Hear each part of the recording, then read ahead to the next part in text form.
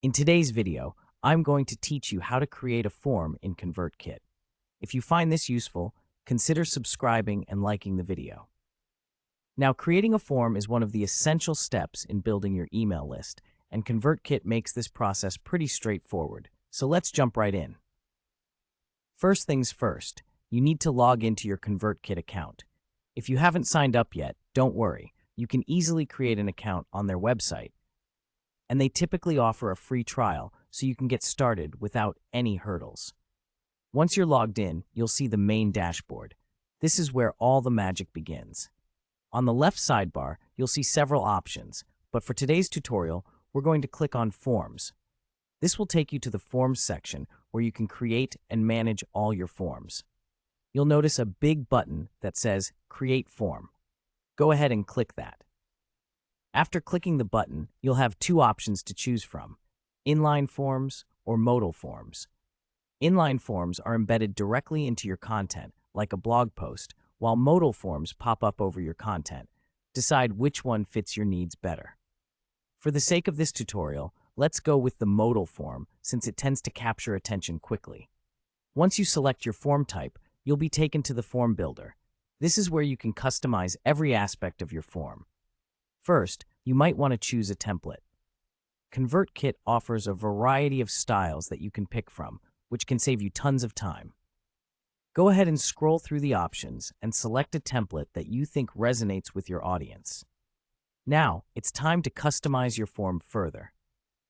In the editing window, you'll see options to edit the text of your form.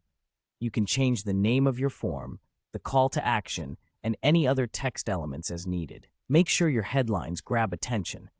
Something as simple as "Join our newsletter" can be effective, but it's best to be specific about what your audience will gain by signing up. After you've crafted a compelling message, let's talk about form fields.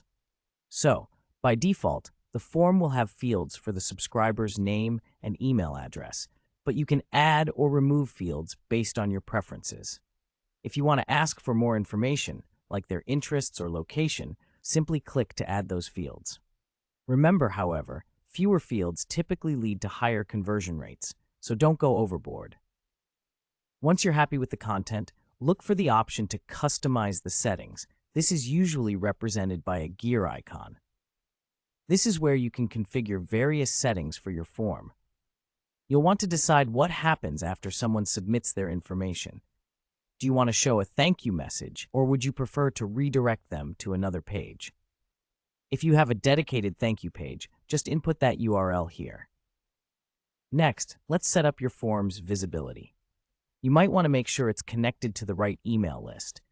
This is crucial because after someone subscribes, you want their information to be added to your targeted list. Make sure to choose the appropriate list from the drop-down menu. Now, before finishing up, it's important to style your form. ConvertKit gives you the option to customize colors, fonts, and button styles to ensure it matches your brand. Play around with different settings until it feels just right. A visually appealing form can significantly increase the likelihood of someone filling it out. Finally, once you're satisfied with your form, hit that Save button. You'll then be given options about how to share your form. ConvertKit provides you with a code snippet if you want to embed it in your website or a shareable link for social media. Choose the method that works best for you and start promoting it. And there you have it, a fully functional form created in ConvertKit. Thanks for tuning in.